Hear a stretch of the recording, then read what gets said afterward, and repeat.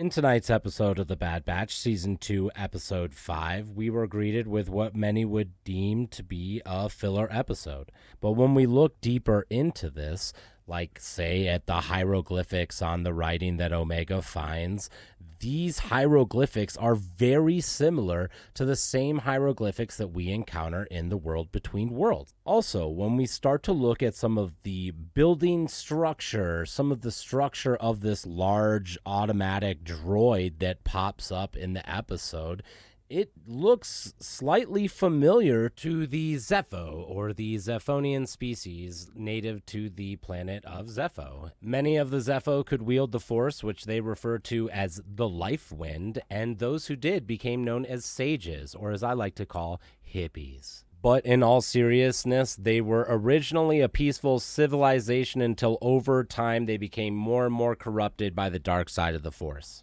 Facing the eventual demise of their species, they fled into an area they called the Great Unknown. All of this was recently canonized in Cal Kestis's adventures in Star Wars Jedi Fallen Order. We also see some of the Zeffo temple runes on Bogano, and some of these runes and other various things resemble quite a few of the structures that we see in this episode, especially the war droid. We also see structures that look similar to this in the episode of Rebels, where Ezra is able to resist the power of Emperor Palpatine and totally destroy the temple on that Star Destroyer. As we move deeper into the Star Wars universe, I find it interesting that we are resurrecting and canonizing these older species that were very powerful and were corrupted by the powers of the Force. The Zeffo aren't alone in that desire to have that all-encompassing power. We also have recently canonized as well the Rakatan species, or the Rakatan Empire. All of this seems to be leading to a head in the upcoming Mandolorian Season 3 and also the beginning of the Ahsoka series. Now, both of these tend to be the babies of Dave Filoni and part of the Filoni Universe. It will be interesting to see with the impending return of Thrawn to see whether or not these species will also be resurrected with that return, or if we will see Thrawn capture these technologies, some of them that we just recently saw in tonight's episode of The Bad Batch, and if he will use those to return to the galaxy to either come in and try to return the Empire to a state of power, or does he have an ulterior motive that's yet to be revealed and could possibly be even more detrimental to the galaxy?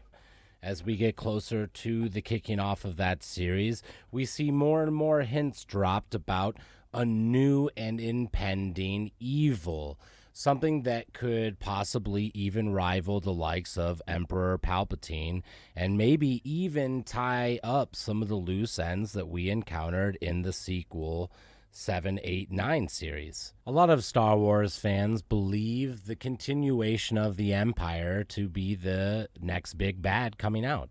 With Thrawn coming back in the Ahsoka series, it could be safe to assume that he will just take up the mantle from the Empire. However, it's well known that Thrawn and his home species of the Chiss and their home world of Scylla don't really prescribe to this whole belief of the Empire and the Republic as we know it.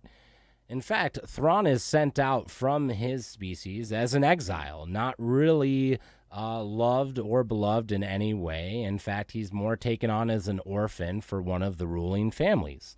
When he goes out, his job is basically to go out into the galaxy and recruit people. They are recruiting people for a fight against something that is even larger, greater in evil, and more impossible to overtake than the Empire is at that point. He just so happens to get wrapped up in the Empire, and seeing all the power there, knows that if he can sway the Empire over to the Kiss species, or the Ascendancy as it's called, that they might have a chance to fight this big bad. Now, knowing that, it would be pretty safe to assume that Thrawn is not necessarily going to be this big evil in the way that we think that he will be.